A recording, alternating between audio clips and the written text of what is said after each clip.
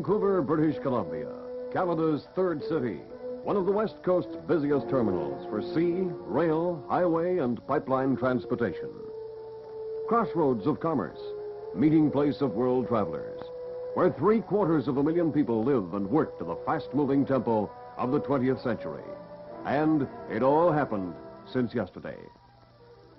On April 18th, 1886, the old town of Granville, sometimes known as Gastown, became Vancouver. The first council chamber was a makeshift tent. Less than 2 months later, the new city had its first major disaster. On June 13th that same year, the fire destroyed nearly all of Vancouver. But 5 weeks later, when this picture was taken, the men and women of Vancouver were starting to build again, for they had vision and courage. They saw in the charred ruins the promise of a great city. The same scene 4 years later, Dominion Day, 1890. Already the fire is forgotten. Wooden shacks have been replaced by solid buildings.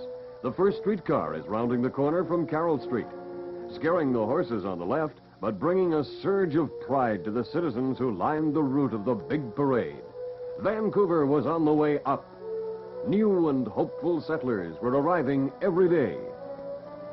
By wagon train, by stagecoach along the dusty trails, by perilous barge along the Fraser, and by an ancient mode of transportation for some hardy souls.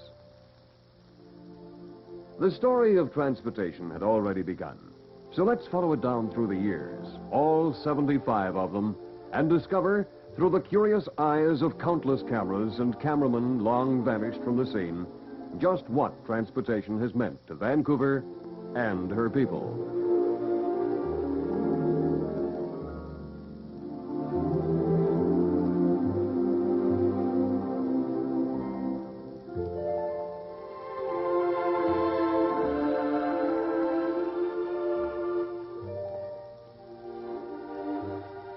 In the early days, transportation meant mainly the sea. There were no highways, no railways, and air travel was still half a century away. Perhaps this is why Vancouver has always felt the pull of the sea. It has been the source of her wealth and progress. There's always been a salty tang to her history and her struggle to rise from a brash settlement on the edge of nowhere to the metropolis she is today. Masts of early sailing ships rose starkly into the sky beside her busy wharves. They brought goods and people from all parts of the world. In 1887, when the city was only a year old, the waterfront was having growing pains. Things were rough and ready. The wooden building in the foreground is the first CPR station, which, a few years later, became this much more imposing structure, reflecting the ornate architecture of the day. In 1900, the waterfront was still slowly emerging from the forested shore, a cluster of wooden buildings and a shaky-looking trestle that seems perilously inadequate for the weight of the puffing locomotive. But in 1913, things had changed. Imposing warehouses and docks, some of them still in use. And across the harbor, a new neighbor was coming to life, North Vancouver. 1910 saw the inauguration of the first BC coastal run when the first Prince George went into service. For a while during the First World War, she became a hospital ship with a red cross painted on her tall funnel. Today, the second Prince George is a modern passenger ship which has been in service since 1948, and like her sister ships, the Prince Robert and the CPR's Queen of the North, has been a steady link between Vancouver and the vast North Country, carrying not only passengers, but cargoes of food, supplies, equipment, and gold. The Kenora was one of the first rail car ferries running between the mainland and Vancouver Island. But today, the Princess of Vancouver, a modern twin-screw, vehicular, and train ferry, is typical of a fleet which moves thousands of cars and passengers every day. They've become, in fact, the mobile highways of the sea.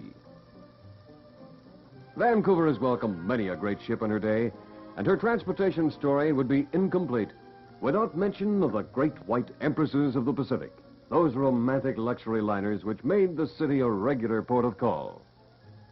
Who can forget them? Gliding smoothly into their berths, ablaze with light, accepting the fanfare and excitement as their due. They brought color to the waterfront. A youthful city took them to her heart. The White Empresses are just a memory now, but their place has been taken by a new race of seagoing giants, the glittering luxury liners from down under.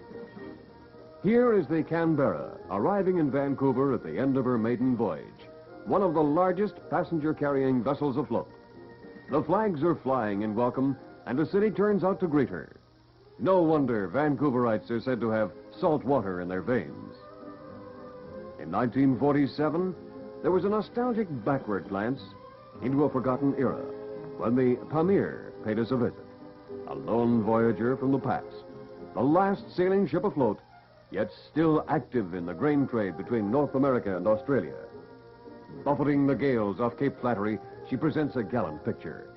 Not long after this, the Pamir folded her sails and went down to the sea forever.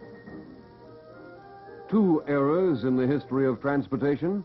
This composite photograph shows the Empress of India heading out from Vancouver and passing what appears to be the wreck of the Beaver off Prospect Point.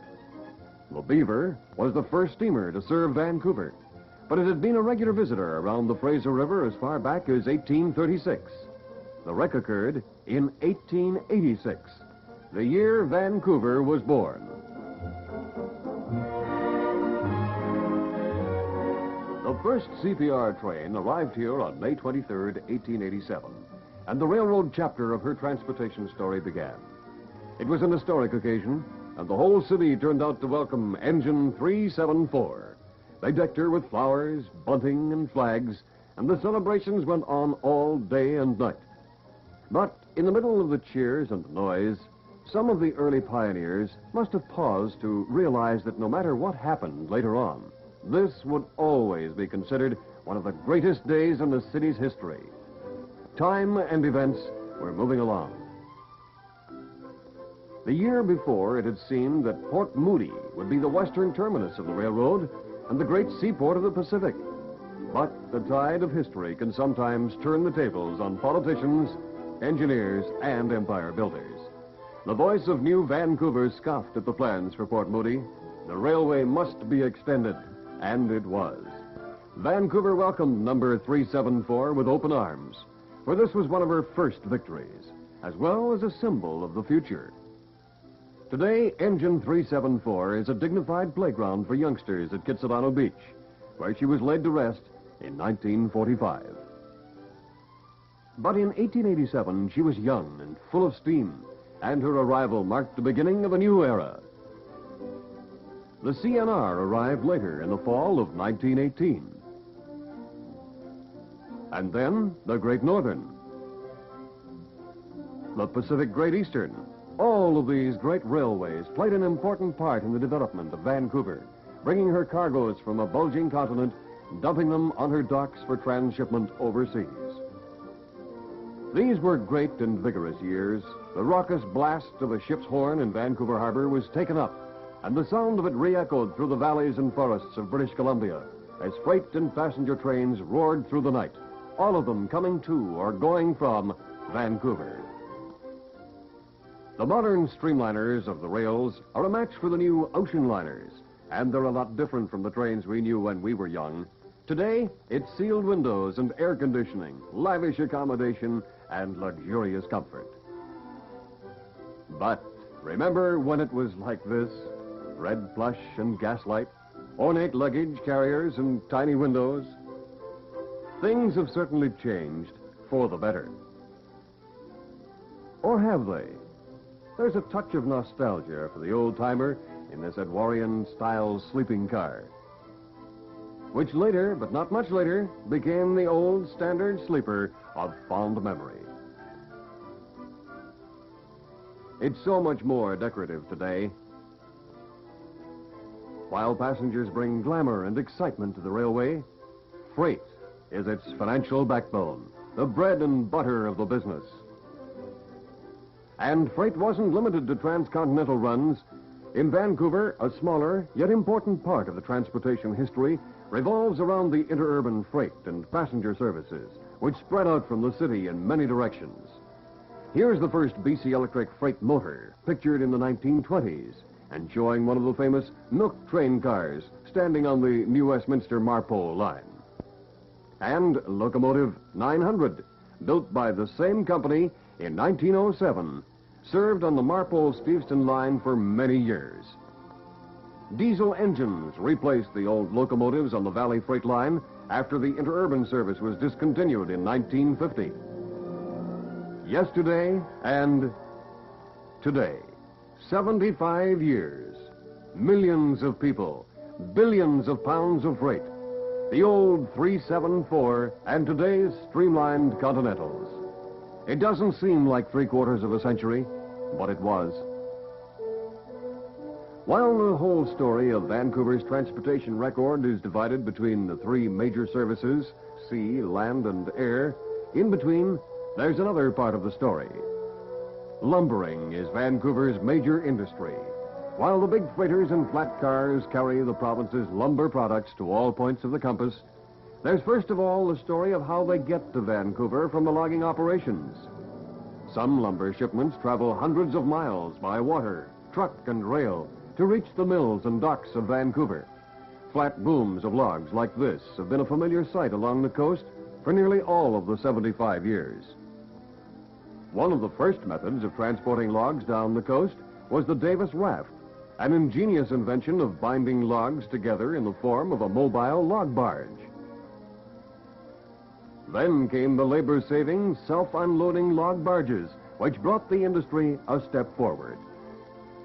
Today's barges load and unload themselves. What would our pioneer loggers with their hand saws and crude log booms have thought of this? Tugs, sometimes called the workhorses of the sea lanes, have an important chapter in our transportation story. Without them, busy seaports like Vancouver would function less smoothly, less efficiently. The Kingsway tug was later rebuilt and renamed the La Pointe, and is still in service. All modern tugs are equipped with radar, and despite their size, are capable of pulling immense loads. When a liner arrives on the harbor, the tugs take over and guide her to her berth. And the sight of these miniature giants chugging around the city's harbor is a colorful part of the transportation scene. 364 days a year, Vancouver's tugs are busy about their business. But on Christmas Day, they take time off to celebrate. So this is a traditional sight which can only be seen once a year. Barges moving slowly along our many waterways provide a somber background for the more lively methods of transportation. This self-unloading barge is a forecast of times to come, not only in transportation, but in all branches of industry. And while these cumbersome-looking cargo carriers receive scant attention from us as they go plodding about their business, they have a special place in the age-long history of the sea. Canada's and Vancouver's air age began on February 23rd, 1909, when this picture was taken. It was the first flight in Canadian history, and it ushered in a whole new concept of transportation. At Vancouver, a series of firsts marked the opening of this new age. March 25th, 1919, the first flight in Western Canada by Charles Hamilton at Manoru Park. To mark the first flight, the Vancouver Aviation Committee published its first souvenir program, and it included as event number 8, Mr. Hamilton racing in a biplane with running horses and riders on track. The horses won. Another early flight 1 year later by Bill McMullen at the same location. Another first for Vancouver, Canada's first woman aircraft passenger, Olive Stark, at the controls, her husband Billy. May 13th, 1919, the first flight between Vancouver Island and the mainland by Hall and Eckley. In the 1920s and 30s, Vancouver was the base for a courageous group of bush flyers who performed invaluable service in opening up the remote areas of the province, exploring, surveying, charting heretofore uncharted country. The names of these early birdmen are now almost legendary. Don McLaren, shown here with this Western